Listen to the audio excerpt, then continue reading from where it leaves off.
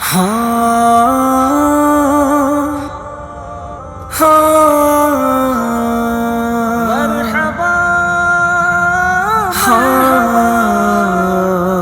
مرحبا۔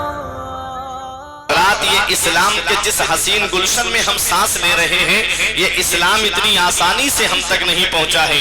اسلام بڑی پریشانیوں کے بعد ہم تک پہنچا ہے۔ اسلام بڑی دقتوں کے بعد ہم تک پہنچا ہے۔ اسلام بڑی قربانیوں کے بعد ہم تک پہنچا ہے۔ آؤ ذرا اس اسلام کی خاطر میرے نبی نے کتنی دقتوں کا سامنا کیا، میرے نبی نے کتنی پریشانیوں کا سامنا کیا۔ اگر وہ تاریخ کا باب نگاہوں کے سامنے رکھ دیا جائے تو تمہاری آنکھوں میں آنسو آ جائیں گے کہ جب میرے آقا اپنے حجرے سے باہر تشریف لائے تو نبی کے راستے میں کانٹے بچھا دیے گئے، ایسے ایسے نکیلے کانٹے کہ اگر پائے مبارک میں لگ جائیں تو تلوار توڑ کر کے اوپر نکل آئیں۔ اس وقت میرے آقا اگر یہ کہہ کے اپنے حجرے میں تشریف لے جاتے کہ لوگوں میں تمہارے لیے جنت کا راستہ سیدھا کر رہا ہوں اور تم میرے راستے میں کانٹے بچھا رہے ہو، یہ نہیں فرمایا میرے پیغمبر نے۔ میرے آقا فرماتے ہیں تم میرے راستے میں کتنے بھی کانٹے بچھاتے رہو، میں تمہارے راستے میں پھول بچھاتا رہوں گا۔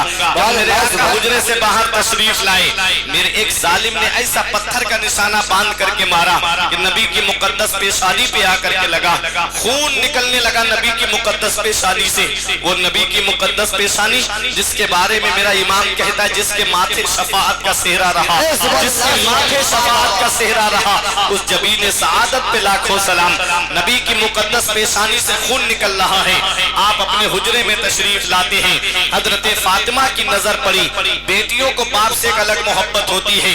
جب حضرت فاطمہ نے دیکھا تو رونے لگی، ان کی آواز سن کر کے اور شہزادیاں آ گئیں، وہ بھی رونے لگی۔ شہزادیوں کی آواز سن کر کے ام المومنین حضرت خدیجہ الکبریٰ آ گئیں اور دیکھا روتے ہوئے شہزادیوں کو نبی کی مقدس پیشانی سے خون نکل رہا ہے۔ آپ نے اپنے دوپٹے کو پانی میں بھگویا اور نبی کی مقدس پیشانی سے خون کے اثر کو دور کیا۔ آج کی کوئی عورت ہوتی تو کہہ دیتی آپ کو کیا پڑی ہے پریشانی اٹھانے کی، یہ قوم جہنم میں جانا چاہتی ہے تو جانے دیجئے۔ وہ ام المومنین تھی، ان کا احسان ہے تمام مومنین کے اوپر، کہتی ہے کہ آقا آپ یہ پریشانیاں اللہ کی رضا کے لیے اٹھا رہے ہیں، اللہ آپ کی محنتوں کو ضائع نہیں فرمائے گا۔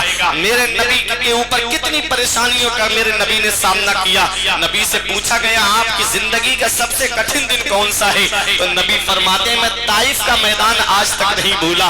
جب نبی طائف میں تبلیغ اسلام کے لیے تشریف لے گئے، چاروں طرف سے پتھر نبی کے اوپر آ رہے تھے۔ پتھروں کے بارے میں آیا کہ نبی ایک پائے مبارک اپنا اٹھاتے تو پتھر دوسرے پائے مبارک پہ آ کر کے لگتا۔ نبی کی نالین شریف خون سے بھر گئی تھی۔ اللہ اکبر۔ مدینے والے مصطفیٰ ایک باغ کے اندر تشریف لے گئے، ہوا کے فرشتے نے کہا آقا مجھے اجازت دے دو، میں انہیں پہاڑوں سے ٹکرا کر کے مار دوں گا۔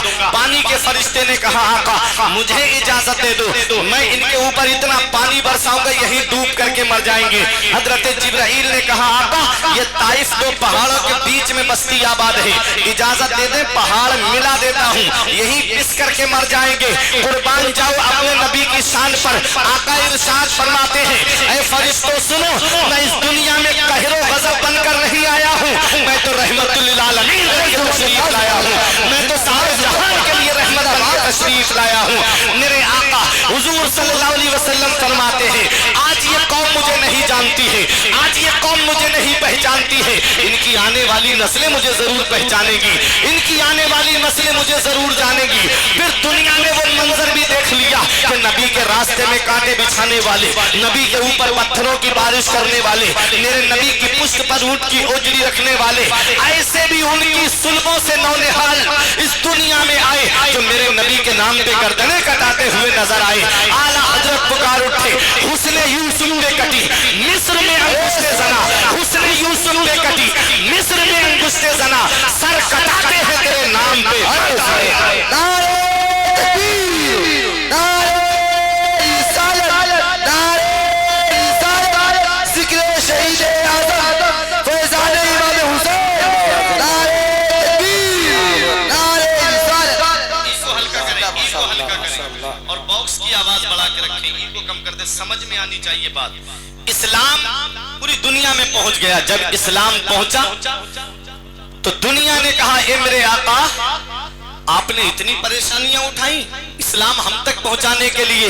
या रसूल अल्लाह, हम आपको बदला क्या दे सकते हैं? आका, हम आपको इसके बदले में क्या दें? अल्लाह ने कुरान में फरमाया, कुल, ए मेरे महबूब, अपने इन उम्मतियों से कह दो, ला अस्अलुकुम अलैहि अजरा, जो इस्लाम मैंने तुम तक पहुंचाया है, जो तबलीग इस्लाम में मैंने परेशानियां उठाई हैं, जो इस्लाम पहुंचाने में मैंने दिक्कतों का सामना किया है, मेरे आका फरमाते हैं मुझे उसका बदला नहीं चाहिए, मुझे उसकी कीमत नहीं चाहिए, मुझे उसका मुआवजा नहीं चाहिए। नबी फरमाते हैं आयत करीमा पढ़ करके, इल्लल मवद्दता फिल कुर्बा, ऐ लोगों तुम मुझे कुछ देना चाहते हो तो मेरे अहले बैत से मोहब्बत करो, मेरे घर वालों से मोहब्बत करो। हजरत अब्दुल्ला इब्ने अब्बास रजी अल्लाह ताला अन्हुमा ने अर्ज किया, या रसूल अल्लाह, वो आपके अहले मवद्दत कौन है जिनकी मोहब्बत हमारे ऊपर वाजिब है? नबी ने फरमाया वो अली है, फातिमा है, हसन है, हुसैन है।